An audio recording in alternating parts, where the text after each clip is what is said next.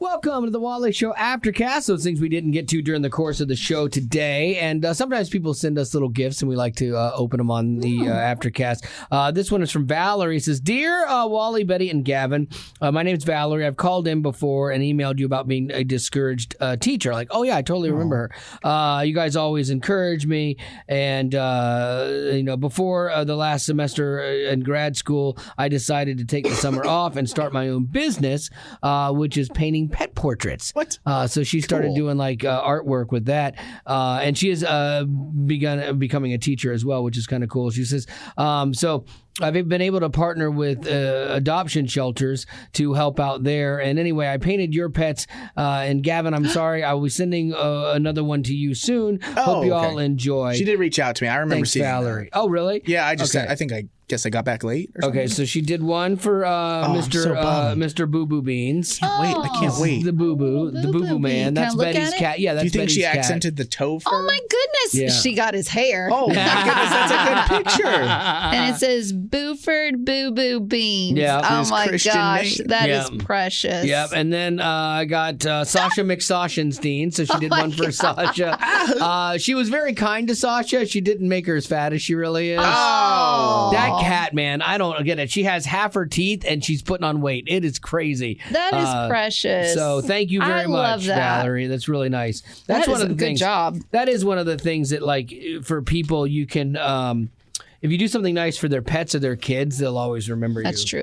So there you go. Valerie, thank you very much. Okay, so I caved yesterday. You ate everything. No. That's the diet thing that my wife and I are. We haven't defined the relationship yet. Define the diet. She hasn't defined the diet. Yeah, we haven't DTD'd yet. And so we're trying to figure it out. Like, we're both kind of limping into it.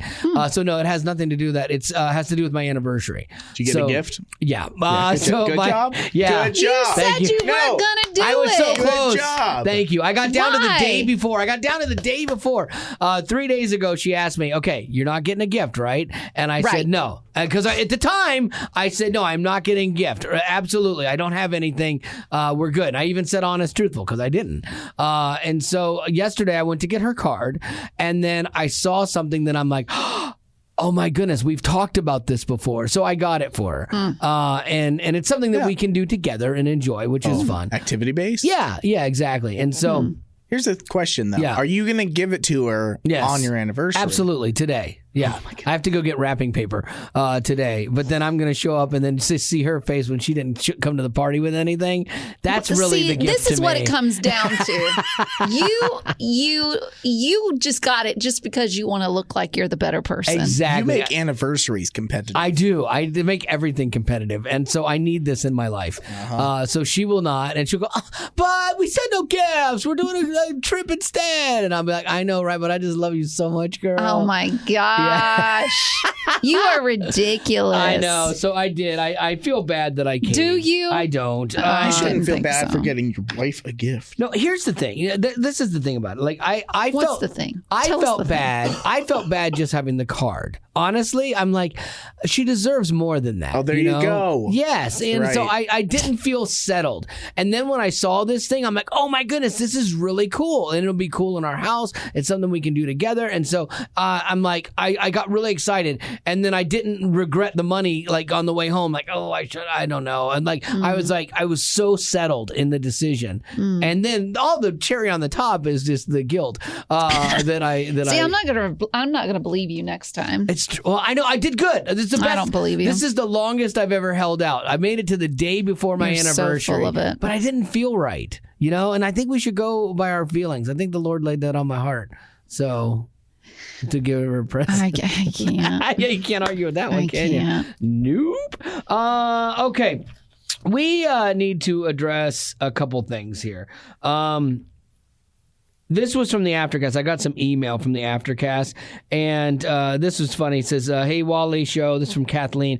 "I love listening to the podcast Aftercast every day. I heard you guys joking about the Heaven's Fire T-shirts because we were talking about what kind of swag could we make that would be specific to the show, and she was like, if they were for sale, I would definitely get one. It's the perfect potty uniform. LOL." And she loves listening to the show and stuff like that, and so thank you very much. But yeah, I still think I'm toying with the idea that could be funny, but then I'm like, is it funny enough or ironic enough or unique enough that it would sell? I don't know.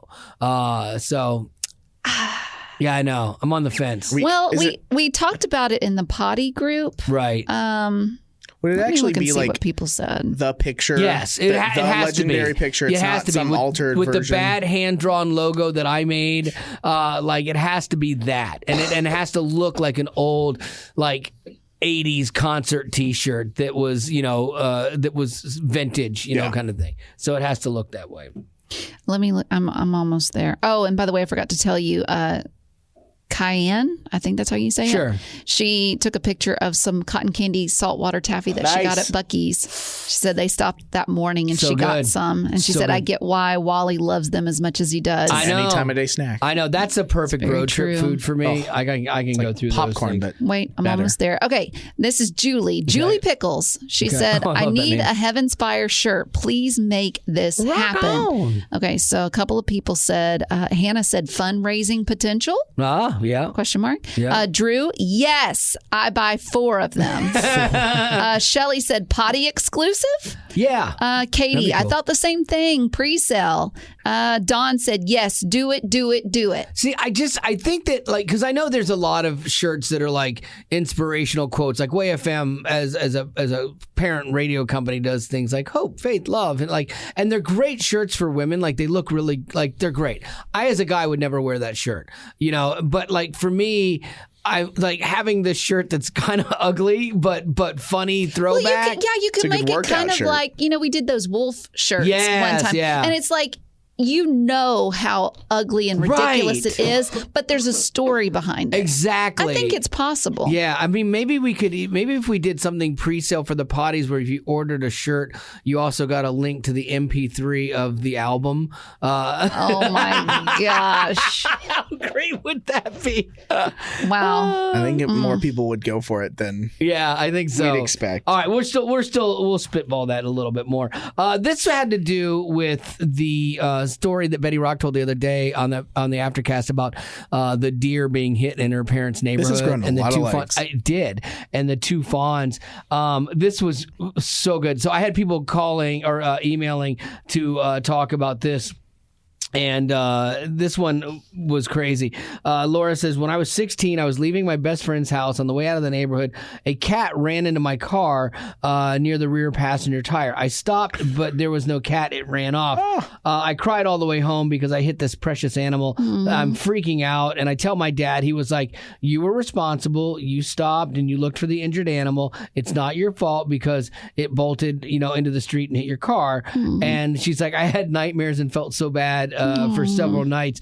3 months later, I go back to my friend's house, and her cat now has 3 legs and half a tail. I asked her what happened. She said she came home a few months ago after she had been hit. She was so upset with whoever had hit the cat that she and they should have stopped. And I was like, well, sometimes animals run into the street and get hit, and the driver does stop and search and can't find them. But I never confessed, and as you should not have. No. Yeah, really? Never, not a chance. You hear how mad that person was? Oh yeah, she. You don't want to risk a friendship over that. I would never confess on that one. I'd be like, oh man, well your cat's good, right? I mean, it's cute the way it. Oh, I like it with 3 legs more. Yeah, I don't know. And so I don't know. I emailed her back. I'm like, I totally support your decision. I think you made the right decision back then. That's a tough call. Yeah. That's a tough call. Yeah. So anyway, those were some fun emails that we got recently based on stuff from the show. This was a weird story about the sub, the Titan that imploded. There's been so many videos, people doing joke videos, then people doing science videos about making cans implode. And then I saw somebody that did a science video about making a 55-gallon drum implode to show what it would have kind of been like, which is crazy. But I think the weirdest story to come out of this, or it's sad, but ironic or whatever. But the mother and the wife of the two victims, the dad and the son that were on the Titan accident, she was speaking about the loss, obviously. And here's the crazy thing: she was supposed to be on that submarine, and she let her son go in her place. That's gotta be tough. Can you imagine? Moms already struggle with guilt. Yeah. Like, can you imagine the mom guilt of that? Because any mom would much rather lose their own life than their child. And especially it's something that they didn't do but had a hand in, you know? Because I'm sure the kid was like, oh, please, I'll go. If you're even remotely hesitant, I'll go, you know. It makes me think about, because I know when I went to that church, I thought about this, but that guy that's at your church, that he lost his daughter, Leo, to a drunk driver. And was it her mom? The mom that was driving the car? Yes. And her daughter was killed in the passenger seat, but the mom lived. I think that would be so hard, because you'd be like, why didn't you just take me and not her? Absolutely. Yeah. Or you'd second guess everything, even though they were hit by a drunk driver, not their fault. If I had left 2 minutes later, I would spend my life with all the what ifs. And I think that's really hard. And that's, unfortunately for this lady, that's kind of what she's going to be walking through too. Yeah, that was a part of the story that just came out like today or yesterday that I hadn't seen yet. Like, oh man, that stinks for them. Lady Rock, what you got?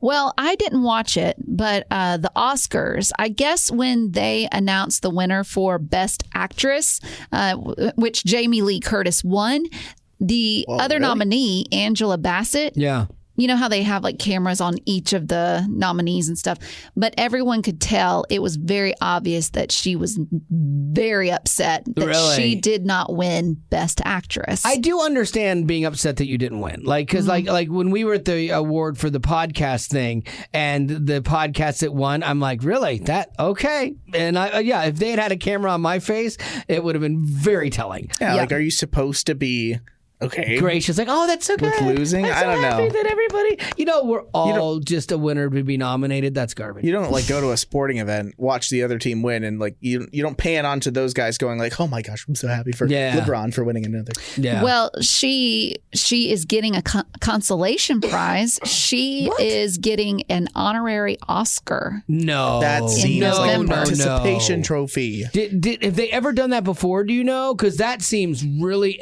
weird. B, pandering. C, almost like racial, because Angela Bassett is black and Jamie Lee Curtis is white. So are they trying to smooth over a racial part of this? Well, it's not just her. There'll be, I think, 3 more actors. One of them, Mel Brooks, will be getting one, and film editor Carol Littleton. The timing is weird. Yeah. The Academy's president said the Academy's Board of Governors is thrilled to honor 4 trailblazers who have transformed the film industry and inspired generations of filmmakers and movie fans. Okay. But I mean, I think too that minimizes, it minimizes what Jamie Lee Curtis got. Achieved. Like, she actually got an Oscar. Right. And now you're going to make it look like maybe she shouldn't have. It loses its specialness. And if you're Angela Bassett, if you're like, okay, I was upset, and you're giving this new honorary Oscar to me to placate me, I wouldn't want it. Honestly, okay, I'd take it, but whatever. No, but if they already had it in the pipeline for her to get this, because a lot of these decisions aren't made overnight. So if that was the case and it was just a case of bad timing, it looks like they are just trying to make her feel better about not winning. And or because Hollywood, there's been a big thing in Hollywood about representation over the last 2 years. And so it seems the optics on it aren't good, because the optics on it look like, well, Jamie Lee won. She shouldn't have won. Angela Bassett should have won because she's a trailblazing black actress, which that also is a dangerous message to send in the midst of all of this race nonsense, Yeah, it's either...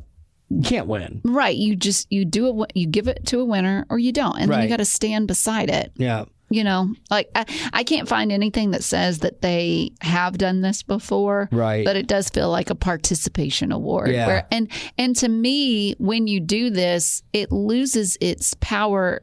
Power is not the word, but it loses its specialness because I think you're going to hurt Jamie Lee as well as this actress. Yeah, I don't think it does anybody Angela. any good. Yeah, it doesn't do anybody any good. Yeah, because she's not going to be satisfied with an honorary Oscar, and then Jamie Lee is going to be like, well, I actually won. Why are you giving away an honorary one? Right. It'll always be that asterisk, And then it's going to be interesting to see if this is something that becomes mainstream. Like, do they do it all the time? Yeah, to rectify something. Oh, the voting didn't go the way it should. Here's your honorary Oscar. I think that's another dangerous precedent to set if that's the case. And I know we're speculating some because we don't have all the facts, but that's what I do. But here's your honorary president someday. Here's your honorary Yeah. Anytime something doesn't go your way, you just throw the honorary thing at it, and then everybody's happy. But that's not reality. I mean, that's what we've done with so many things like kids sports and all this other stuff. It's like, why do you even keep score, at that point? And I remember they were trying to get rid of like ACT and SAT and stuff like testing and stuff like that too. Great. But then you have to figure out some way to reward the people that are high achievers, also too, to balance things out.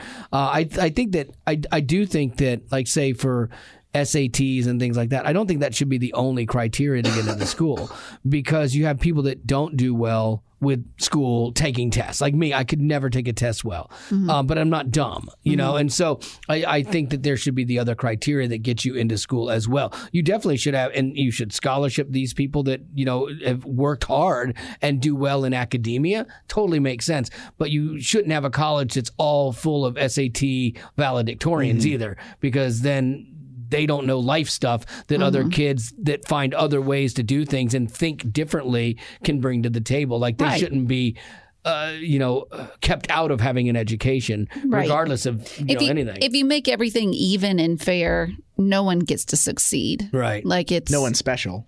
That's true. I mean, being like, there's something to it. Working harder. If you're not good at something and you know it, and because somebody else has beaten you, then what does that do? That fuels you to be better. We do it in business all the time. Competition makes products better. Competition internally, you have different departments that try to be better than the other ones. Like, healthy competition, like, if it's handled well, makes people, makes products, makes everything better. But you do have to handle it well. That's where we get it, like with kids sports especially, we get it way out of whack. But I don't think the answer is, just everyone gets a trophy, because then you raise a whole generation of people that think they're really good at something, and then they get into the real world and they can't figure out why they're not doing well and why they're getting passed over for promotions and why their life isn't going the way that it should be, because your mom told you were great, and it turns out, oh no, you're just mediocre. If that, you're struggling. You would have to improve to become mediocre, but you've been told your whole life that you're amazing. That you don't do anybody any good at that point. You actually handicap that kid. You tell someone they're mediocre early on, so they have time to improve on it, versus when they're 23 and have to survive in the world where they don't have the skill to get the job that they need to provide for their family or something. Yeah, like my dad never told me I was going to be a basketball star. He never pumped me up full of like, you could be in the NBA sometime. If you just work harder, you could make it. Like, it just wasn't going to happen. I wasn't built for that. My 6.5 inch frame was never going to be Spud Webb. He's one guy in the NBA, but like, I wasn't good at it. But my dad did instill in me, hey, have fun, enjoy it, play this. If you love playing it, hey man, I'll be at all your games, I'll coach. Let's have fun, And but I found the other things I was good at later, and those are the things that I tried to maximize, So, you got some birthdays? I do. I have one. All right, bring it. Kenley wants to wish older brother Caleb a happy birthday, saying Caleb is an awesome trumpet player and loves to play chess. He's super good at video games and building Legos. Most of all, he's the kindest and funniest brother a sister could ask for. Did you Happy birthday, Caleb. Happy birthday. Did you ever play a band instrument in school, Lady Rock? No. Did you guys have a band? Okay. I know you went to a small school. Have you ever played an instrument? I played piano. Yeah. Okay. And I got student of the year. Nice. In because my of 8th piano? grade year. Really? Well, was it third? No, it was third grade. Huh. We used to have a piano out here. I'd never seen you play. Like, I couldn't tell you anything. No, not now. You can't step up and.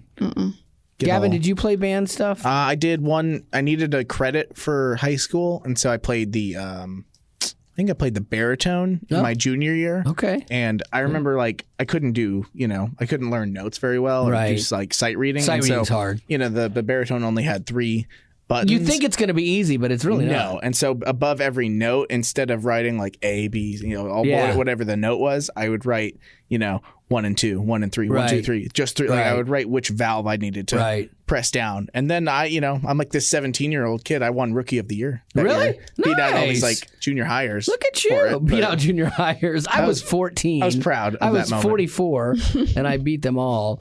I had played trumpet was my first instrument I played at school, and I was really not good at it. Same thing. I thought 3 valves is going to be easy. Nope. But it was harder than it looked. And then I played saxophone, and I played that for a few years. And I was never really great. Another thing, I was never going to be Kenny G. There's a whole lot of my things in my life. I'm like, I wasn't really good at that. Wasn't really good at that. Wow. I'm sure my parents had to be you're like, so confident. I know, and everything. All your abilities. I don't know. Most of us aren't that good at most things, though. Yeah. It's not like I don't know a million people who are talented with every last thing they do. The people who are really good with every instrument are people who are in, bands. I truly am a jack of all trades, master of none. Like, and I get that saying, because like I can mountain bike, but I'm not the best mountain biker. I can build things, but there are other craftsmen that put me to shame.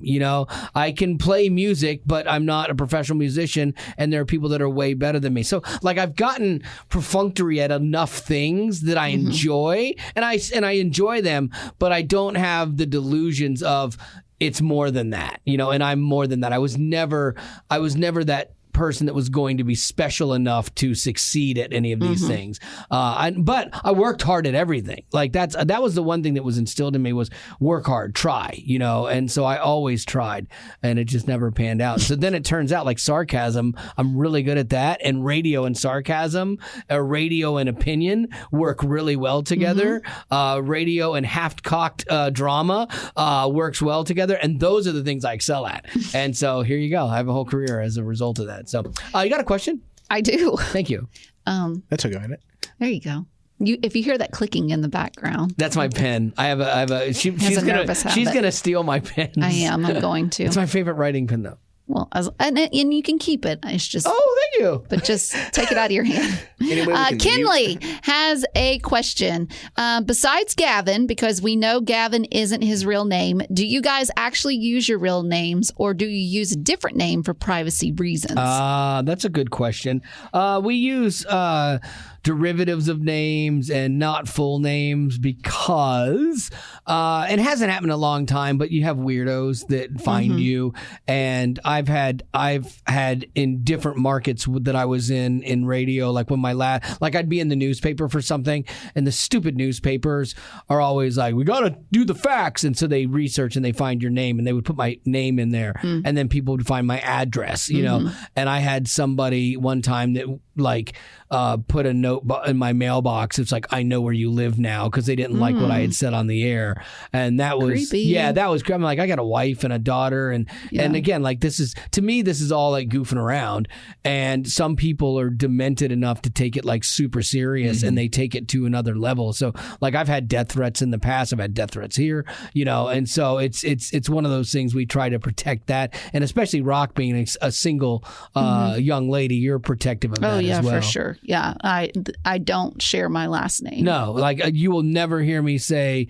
Stop. Betty Lou Smith. Like, oh no, why? What if this whole time it was like Betty Booger? I believe it. Or Betty Crocker. Yeah. And you're not like, it's not about safety, it's just about embarrassment. Yeah. Wouldn't that be For great? everyone. So there you go. We use derivatives of our name just for safety's sake. Yeah. So there you go. A little behind the curtain. And also, why are you asking? Yeah, she's trying to stalk you. That's creepy. Kinley, creeper. FBI or something. All right, I think that's going to do it for our Aftercast for today, because I have to get home and see my wife for our anniversary and make her feel bad. Did you notice he said the word have to? Want to, get to, love to. Has to. Yesterday at home, I was cutting a promo of we had the conversation here on the podcast about the order in which I would save things like my computer, my cat, my wife, and I was cutting that up for a promo, and I'm having to make little tweaks to it, and so I'm playing it 14 times, just that segment back. And my wife was like, all right, I get it. Enough. I don't blame her. I know I'm last. I'm like, no, the point is I said it wrong. You're number one in my heart. But yes, you are last. Yeah, exactly. You better beat the cat out of the house. All right, that's going to do it for your Aftercast. And as always, thanks for being a potty.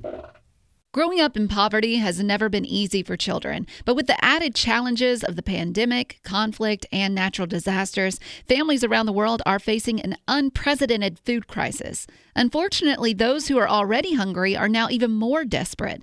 But by sponsoring a child through compassion, you can help provide life-sustaining essentials such as food and clean water. And with your compassionate support, that child can not only survive, but also flourish. You can find out how and choose a child to sponsor when you click on the compassion banner at wayfm.com.